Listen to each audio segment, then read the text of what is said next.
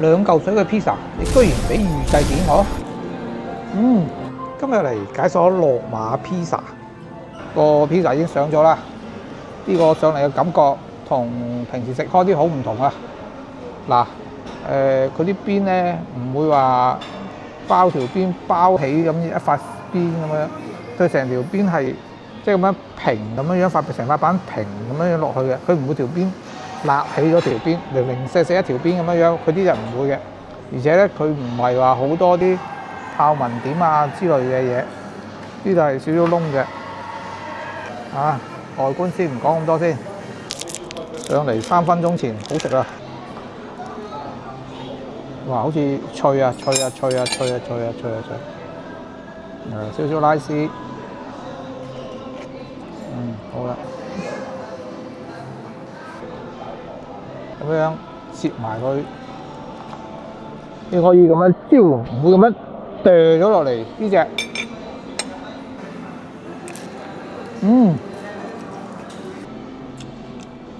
係我要嗰種味啊！個餅底係脆嘅，個餅底咧唔係好似嗰啲之前食嗰啲話所謂泡紋點樣樣，佢都好乾淨，但係佢係脆嘅，聽唔聽到嗰啲確脆嘅聲？我係呢種味啊！呢種沙律咧就係我中意食嘅 pizza 嗰種沙律啊，係好直㗎嘛，你直接咗佢啊！咬落去咪脆㗎，係嘛？脆㗎嘛，咬落去，唔知之前食嗰啲全部腍㗎嘛。我上網查啊，佢可能咧意大利咧分派係嘅。之前我食嗰啲叫拿波里 pizza， 咁而家呢隻咧羅馬 pizza 有少少唔同。羅馬 pizza 咧就話相對脆啲嘅。我記得我以前食嗰啲咧就都係呢種類型嘅皮脆，即係個底係脆少少嘅。但係今日嗰啲嘅底咧有脆咗少許，應該係脆得嚟，入邊咧仲有少少依韌韌。佢今日咧就係脆得多咗少少，但係已經係非常之接近我中意食嗰種味啦。咁今日呢單店咩問題咧？就係個皮咧，我覺得咧佢啲唔知係麵粉問題定係猜問題，嗰個麥香味咧，我暫時都未食得好好。有可能我今日中午食嗰隻咁嘅豬仔包小型法棍，佢嗰陣味啊好香啦，所以仲差少少。上次蘭桂坊嗰間咧，我哋食嗰個即係唔係啲傳統 pizza， 嗰啲係炸 pizza， 就即係風味有啲唔一樣咯，即係做法啦係差別好大咯。下次去葡京嗰間試下，不過葡京嗰間好似係拿波里風格。佢 pizza 咧，我見佢係攞個餅底出嚟，因為朝頭早係已經定咗型嘅，所以佢會經過2次做焗。哦，即係朝頭早係焗咗一批餅底喺度。係啊，因為佢係2次焗咧，所以佢餅底會脆口啲嘅。哦，咁樣樣，我就係覺得佢特別脆口啲。係啊，因為佢2次焗嘅話就係會脆口嘅，因為佢啲羅馬風味嘛，所以佢係朝頭早師傅翻嚟都會焗定個餅底咁樣嘅。哦，我明白啦。即係香港焗下切得係相當於定個型咯。即係朝頭早就先做，即係焗咗餅底出嚟。咁而家焗咧就再焗第2次，咁咧就會脆啲。係啦。哦，明白。可能有啲係1次焗嗰啲咧，焗餅底咧就會好軟。係啊。跌落嚟嘅，其實嗰啲就1次焗嘅咯。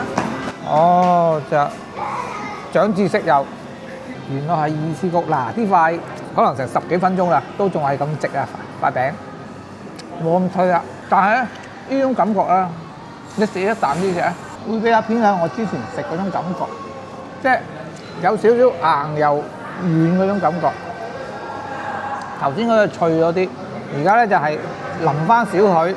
佢呢間餐廳咧有2間嘅，喺我後邊呢度呢間咧係正式嘅餐廳，而我而家食呢一間咧係佢屬於嗰啲簡餐嘅地方。呢度食咧品種少啲咯，但 pizza 咧就係一樣嘅。咁仲有沙律啦，同埋有少少有2個蛋糕揀，同埋少少飲品啦。咁如果入邊食咧，咁佢仲有牛扒啊嗰啲嘢咯。咁入邊要加1服務費。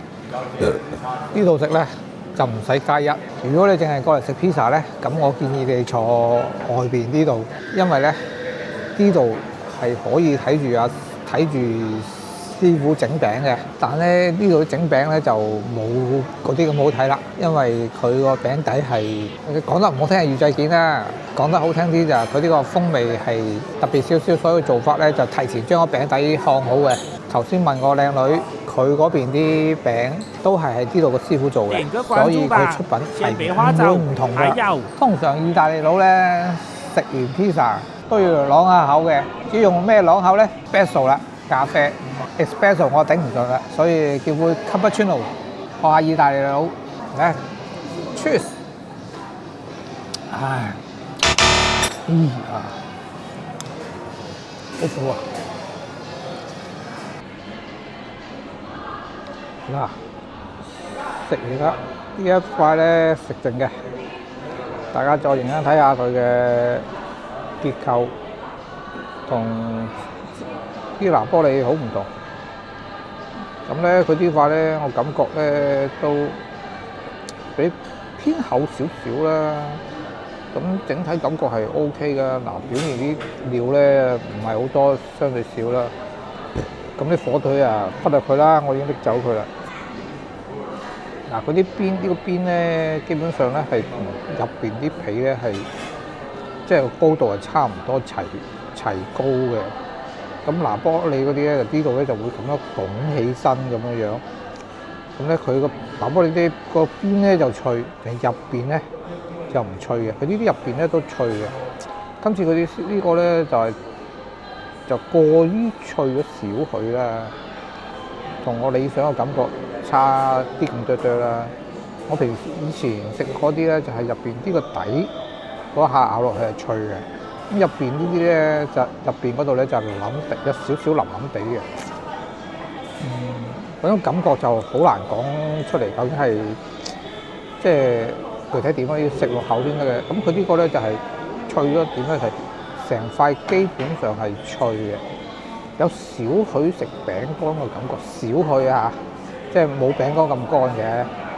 咁個口感咧就係、如果真正正嗰啲就係個底脆，上面有少少腍腍地，咁咧又唔係好乾口咁，好少少上面嗰層咧嗰啲芝士有少少 juicy 咁啦，下邊又脆咁卜卜聲咁樣樣，嗰啲就好正啦。咁呢個咧都比較滿意嘅，因為呢幾年都好少食到個餅底脆嘅 pizza， 真係都唔知點解啲店究竟係換晒風味啊，定係啲製作水準下降咗？